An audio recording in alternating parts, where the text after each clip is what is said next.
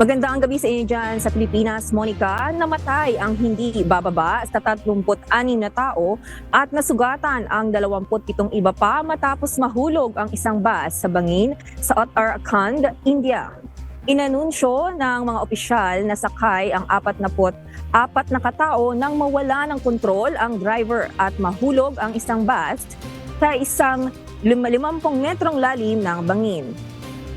Inatasan ng gobyerno ng estado ang isang investigasyon sa aksidente habang ang mga nasugatan ay isinugod sa mga kalapit na ospital. Patuloy pa rin ang mga rescue operation sa lugar. Nagpaabot ng pakikiramay si Prime Minister Narendra Modi at naglaan ng kompensasyon para sa mga pamilya ng mga nasawi at nasugatan. Nagbigay rin ng pinansyal na tulong ang Uttarakhand Chief Minister para sa mga biktima. Karaniwang ginagamit ang mga bus sa India lalo na sa mga maliliit na bayan. Ngunit madalas labagi ng mga operator ang mga patakaran sa kaligtasan na nagdudulot ng mataas na bilang ng aksidente sa kalsada taon-taon.